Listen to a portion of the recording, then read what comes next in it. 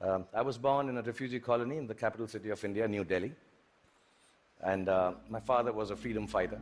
My mother was, well, just a fighter like mothers are. And much like the original Homo sapiens, we struggled to survive. Then in my late 20s, I shifted to the sprawling metropolis of Mumbai. And my framework, like the newly industrialized aspirational humanity, began to alter. In the urban rush for a new, more embellished survival, things started to look a little different. I met people who had descended from all over the world. Faces, races, genders, moneylenders. Definitions became more and more fluid. Work began to define you at that time in an overwhelmingly equalizing manner. And all the systems started to feel less reliable to me, almost too thick to hold on to the diversity of mankind and the human need to progress and grow. Ideas were flowing with more freedom and speed, and I experienced the miracle of human innovation and cooperation. And my own creativity, when supported by the resourcefulness of this collective endeavor, catapulted me into superstardom. I started to feel that I had arrived. And generally, by the time I was 40, I was really flying. I was all over the place. I'd done 50 films by then, and 200 songs. And I'd been knighted by the Malaysians. I'd been given the highest civil honor by the French government, the title of which for the life of me I can't pronounce even till now. So I'm sorry, France, and thank you, France, for doing that. And then you all know what happened. The internet happened. I was in my late 40s, and I started tweeting like a canary in a birdcage. And assuming that, people who will peer into my world will admire it for the miracle I believed it to be. But something else awaited me and humanity. We had expected an expansion of ideas and dreams with the enhanced connectivity of the world. We had not bargained for the village-like enclosure of thought, of judgment, of definition that flowed from the same place that freedom and revolution was taking place in. Everything I said took a new meaning. Everything I did, good, bad, ugly, was there for the world to comment upon and judge. As a matter of fact, everything I didn't say or do also met with the same fate. 4 years ago, my lovely wife, Gauri, and me decided to have a third child. It was claimed on the net that he was the love child of a first child who was 15 years old. Apparently, he had sown his wild oats with a girl while driving her car in Romania. And yeah, there was a fake video to go with it.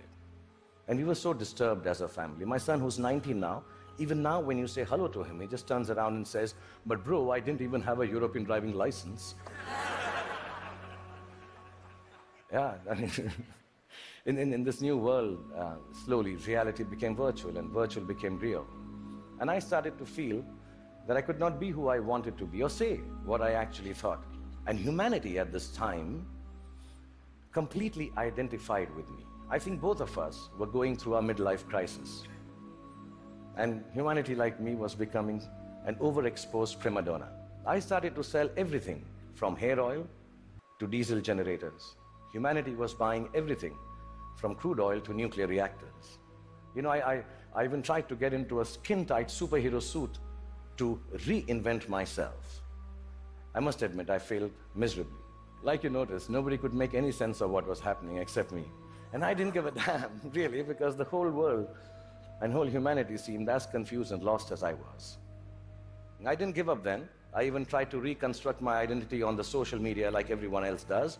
I thought if I put on philosophical tweets out there, people will think I'm with it. But some of the responses I got for those tweets were extremely confusing acronyms, which I didn't understand, ROFL, LOL. But here we are. I'm 51 years old, like I told you, and mind-numbing acronyms notwithstanding, I just want to tell you, if there has been a momentous time for humanity to exist, it is now. Because the present you is brave. The present you is hopeful. The present you is innovative and resourceful. And of course, the present you is annoyingly indefinable. And in this spellbinding imperfect moment of existence, feeling a little brave just before I came here, I decided to take a good hard look at my face. And I realized that I'm beginning to look more and more like the wax statue of me at Madame Tussauds.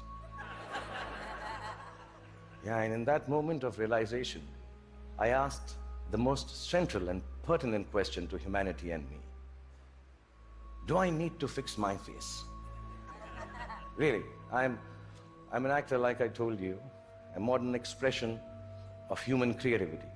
The land I come from is the source of inexplicable but very simple spirituality.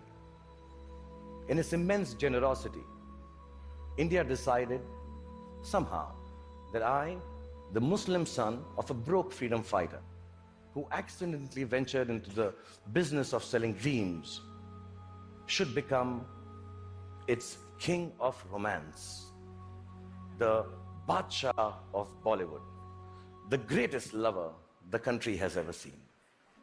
With this face. Yeah, which has alternately been described as ugly, unconventional, and strangely, not chocolatey enough. Yeah. The people of this ancient land embraced me in their limitless love.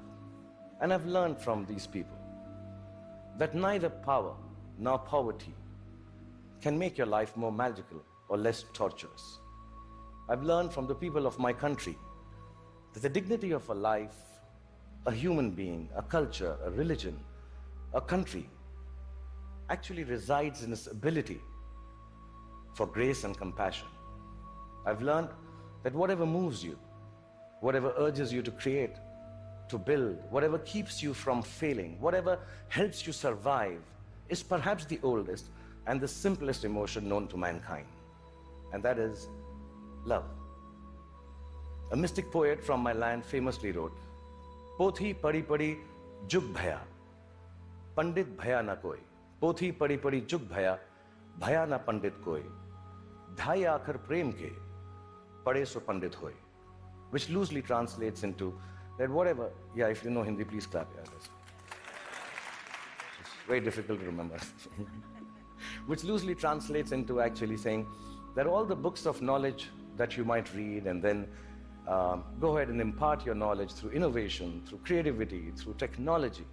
But mankind will never be the wiser about its future unless it is coupled with a sense of love and compassion for their fellow beings. The 2.5 alphabets which form the word prem, which means love, if you're able to understand that and practice it, that itself is enough to enlighten mankind. So I truly believe the future you has to be a you that loves. Otherwise, it will cease to flourish. It will perish in its own self-absorption.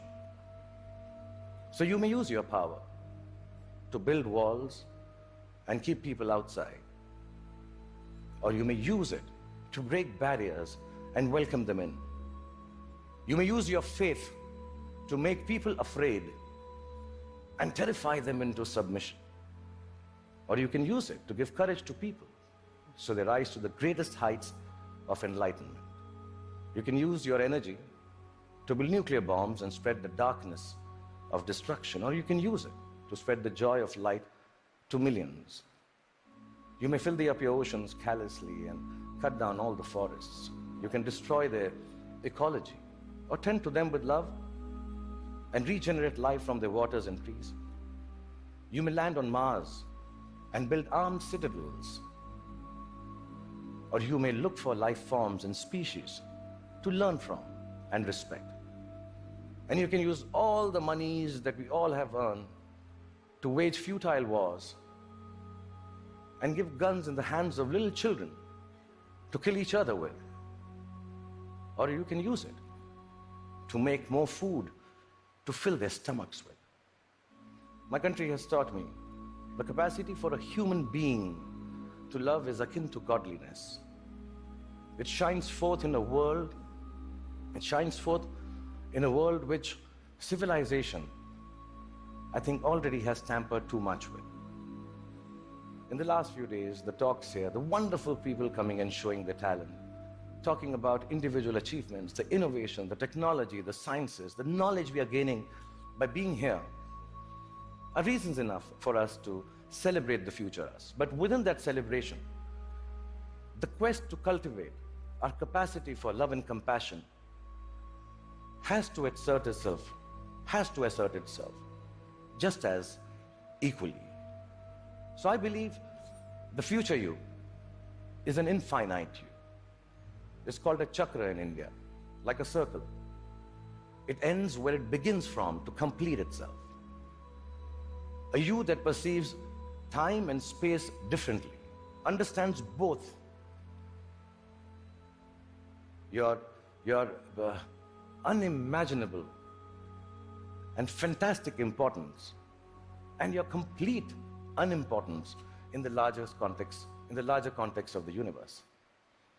A you that returns back to the original innocence of humanity, which loves from the purity of heart, which sees from the eyes of truth, which dreams with the untampered, which dreams from the clarity of an untampered mind. The future you has to be like an aging movie star who has been made to believe that there is a possibility of a world which is completely, wholly, self-obsessively in love with itself. A world, really, it has to be a you to create a world which is its own best lover. That, I believe, ladies and gentlemen, should be the future you.